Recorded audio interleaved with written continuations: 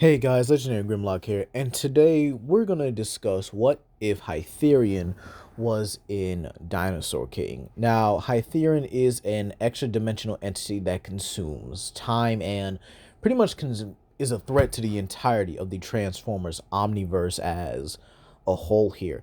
And I think that a threat like this does fit Dinosaur King because, again, he's mainly a threat to, I guess you could say, the timelines itself here.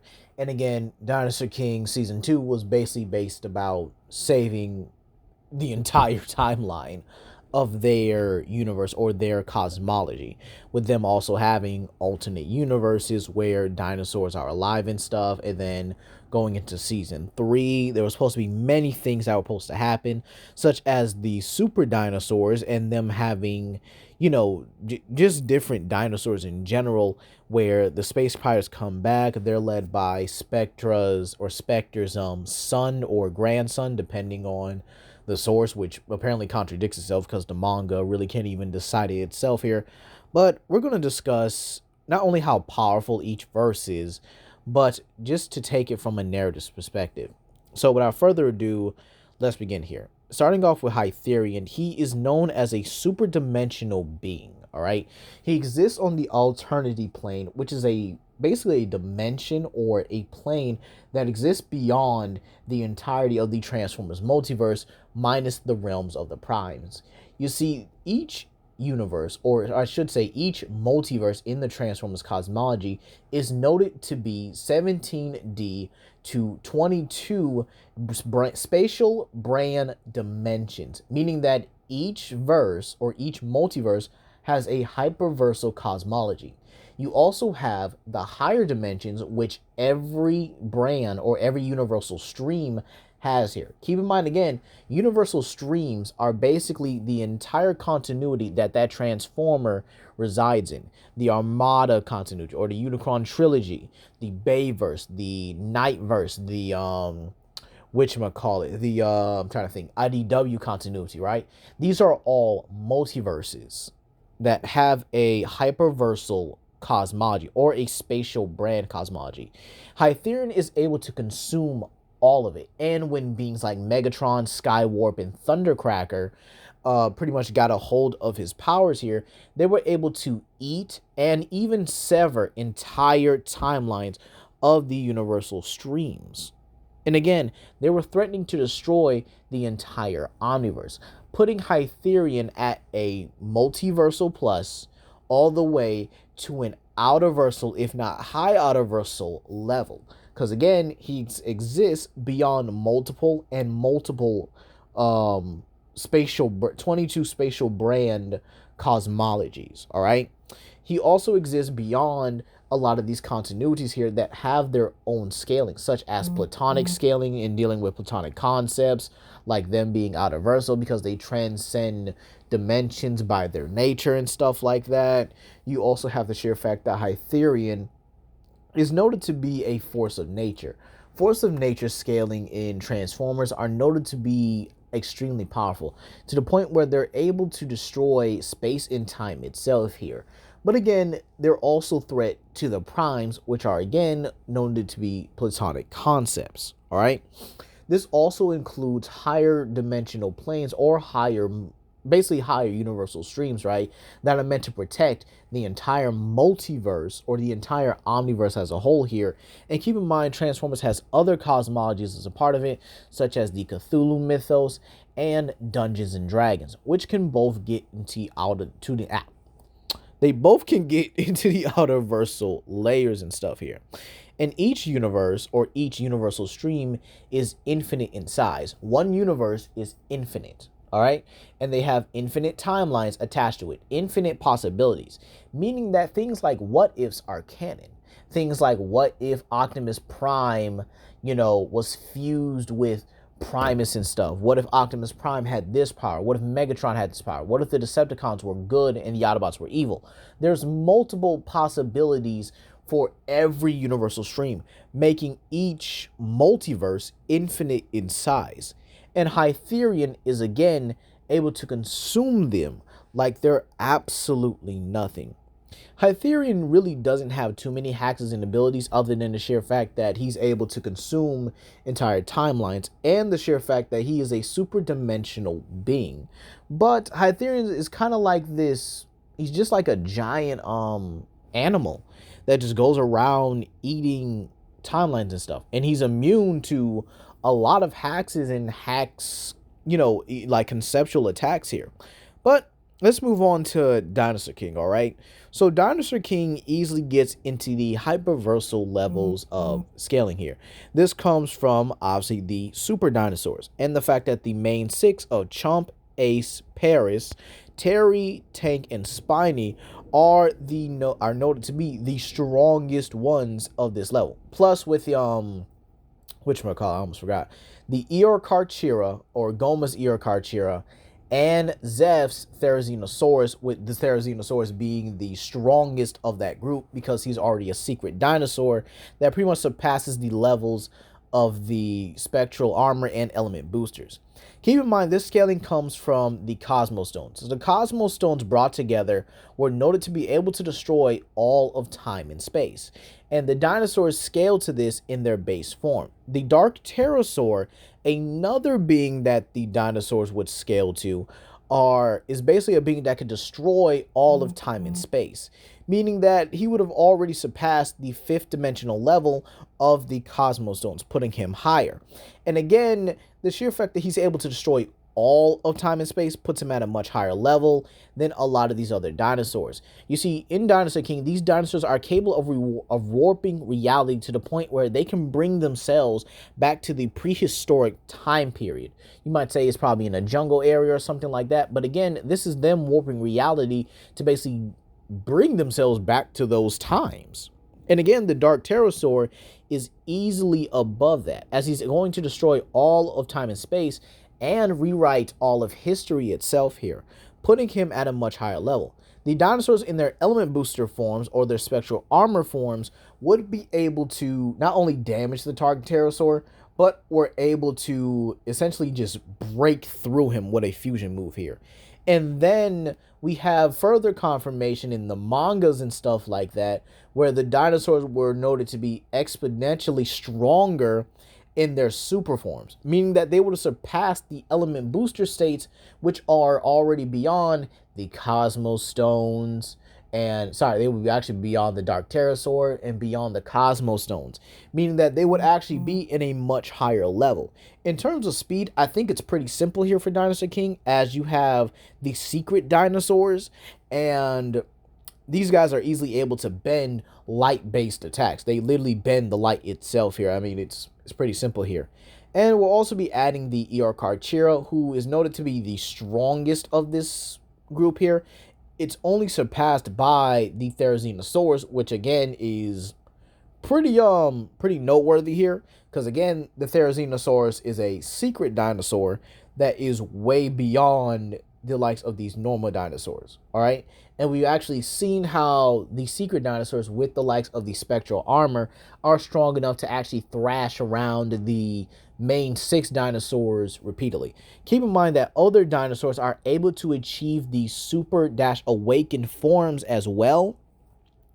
And these main 6, or I should say the main 8 dinosaurs in Chomp, Ace, Paris, Terry, Spiny, Tank, the Eorcarchira, and the Therizinosaurus are noted to be above them, meaning they're above the more other dinosaurs that also would scale above the Dark Pterosaur and the Cosmos Stones, meaning that these dinosaurs, or the main 8 I just named, should be around the hyperversal levels.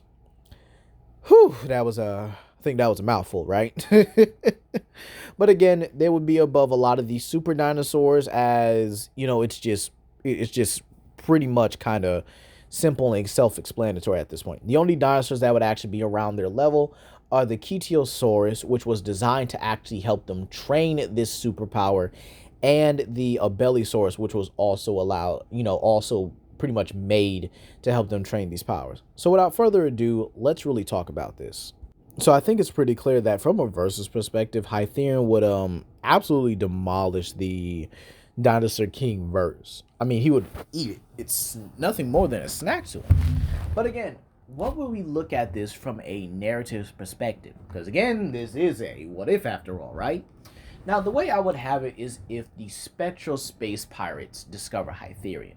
You know, Hytherion invades the verse from space and stuff, but it seems to be surrounding some kind of ship here.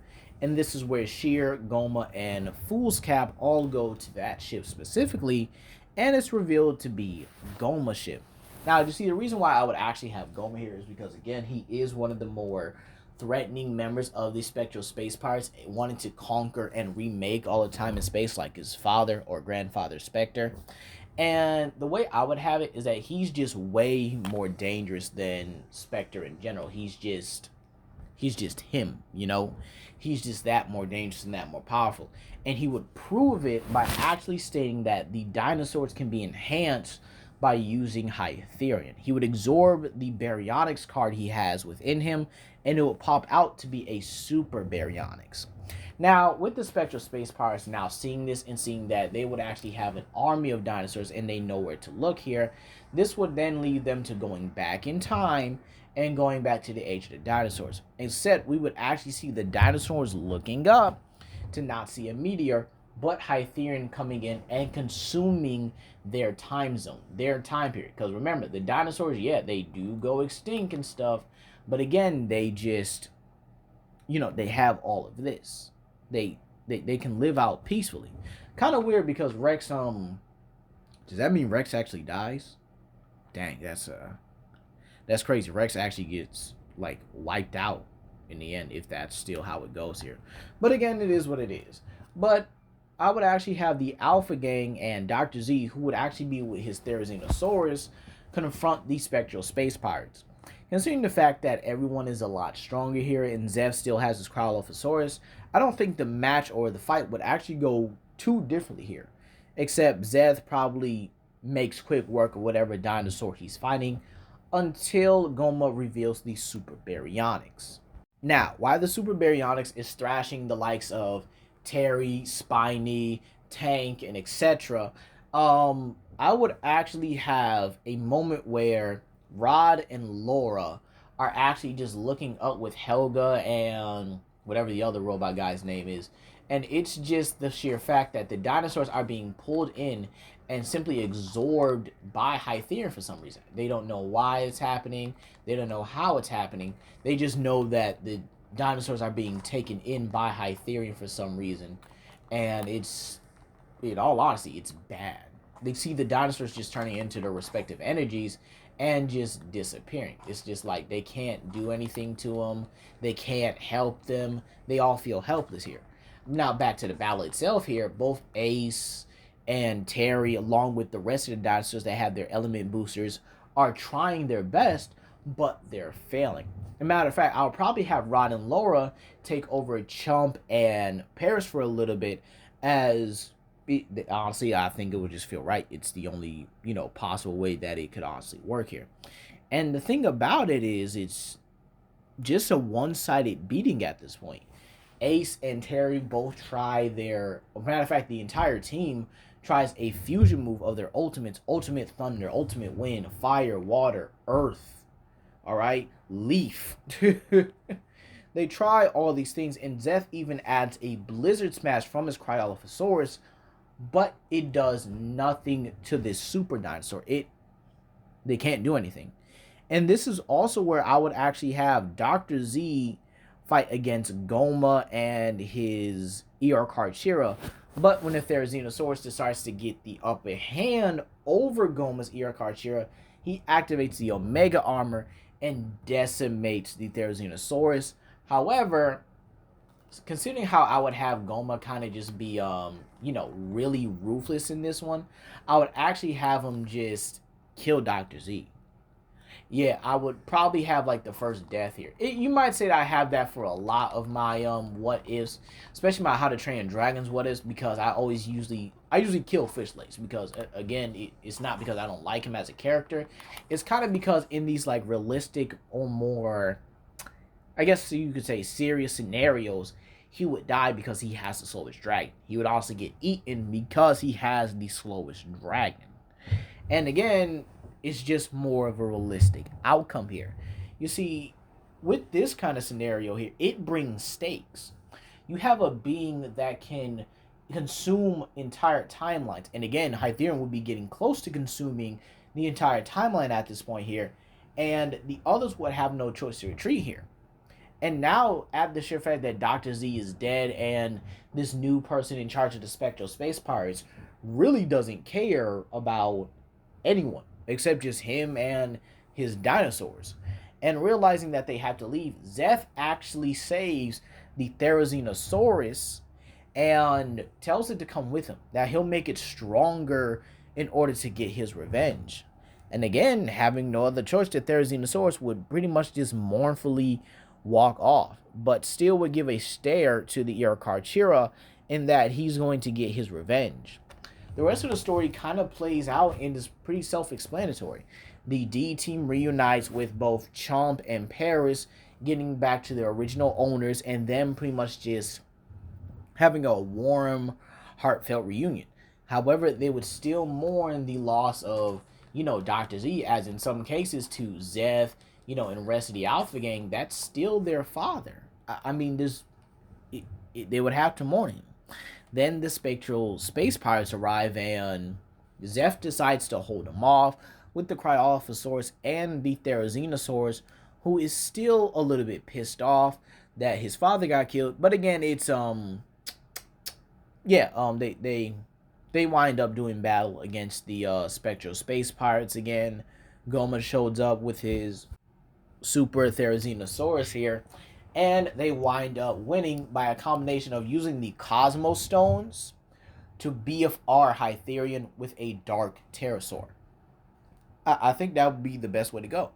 Zeth would then go on to get a piece of Hytherion while it's being BFR'd, or at least let's say a piece falls off because of how the battle is, and the vortex that created by the Dark Pterosaur simply just BFRs Hytherion and the rest of the Spectral Space Pirates for now. This is when I would actually have Zev go on to create the Ketiosaurus, but it's enhanced with Hytherion's genes. And using those genes, it's able to basically be kind of like a punching bag or a sparring partner for the rest of the dinosaurs. You see, the way I would have it is that they use their element boosters to kind of give themselves a boost here, or, well, no pun intended. They give themselves an enhancement to try and keep up with the Ketiosaurus, but it fails. This is when the Therizinosaurus steps in, and it's actually the first of the group to become a super dinosaur, all right? The way I would actually have it is that it has to battle the Ketiosaurus without any armor, without anything, and they would honestly have to basically surpass that limit. They will essentially go beyond what the element booster is capable of, and then get their awakened state. This is then where they would basically have to use the Cosmos Stones to try and figure out a permanent solution to Hytherion, and maybe try to get the dinosaur's timeline back. But when they try to do that, it doesn't work. Meaning that when Hytherion eats a timeline, that timeline's gone. There's no, saving it. There's no getting it back. There's no... Essentially, the dinosaurs are going to be stuck with them if that goes that way. If it basically stays that way here. And I think they would probably just make something new, They would probably give the dinosaurs a timeline where they don't have to go extinct, where the dinosaurs essentially don't have to be, face that same destructive fate over and over and over again, and they would wind up just living a peaceful life here. And this would actually, I guess you could say, give Zeth more fuel to maybe create his own dinosaur. I wouldn't say he would turn back to those ways again, but in all honesty, you never know what could happen. The Spectral Space Pirates would actually be destroyed this time, or they would be locked away in a time loop to where they have to repeat the same thing over and over again if they try to go near Goma. And as for Goma, he gets consumed by Hytherion. Yeah, it just kind of works here. Having a Spectral Space Pirate stuck in a permanent time loop, because again, I don't think the D team would kill them. And then having somewhere like Goma's punishment is the fact that he gets consumed by Hytherion for all eternity. Or they basically forcefully fuse the Cosmos Stones to him, and he is kind of like his own timeline. He's pretty much this like living embodiment of time itself here, and Hytherion can consume him from all eternity. Meaning Goma just can't run from him. It's essentially a wrap here. But I would have a battle where the awakened dinosaurs battle against Hytherion and an entire army of awakened dinosaurs in order to pull this off. Or maybe they use the Cosmos Stones, right, to basically create this time loop for Hytherion to eternally consume. And they just wind up trapping the spectral space pirates to it for all eternity, meaning that they have no other choice but to get eaten by Hytherion for all eternity, as this timeline will simply restore itself over and over again, just so Hytherion could consume it. He might come back every, let's say, 2 years or so in order to eat it. But again, that's just how it's going to be. They're going to have basically a living death and a living rebirth. Might sound a little ruthless, it might sound a little sadistic, but again, I don't really see them being able to full on kill Hytherion. Now you might say that's because they have a piece of him now, they will be able to do it. But again, remember, the Alternities, despite being able to take down Hytherion, they couldn't kill him. Because again, he would just come back. He's immortal in every sense of the word. You can't kill him because he'll just come back. And again, he's a super dimensional or a higher dimensional being. He wouldn't have died anyway. Plus, his true form is similar to the Alternities where it's multi-dimensional. But that's going to be all today, you guys. Please comment down below, like and subscribe and share with your friends. This is Legendary Grimlock, and I hope y'all have a blessed day. Peace.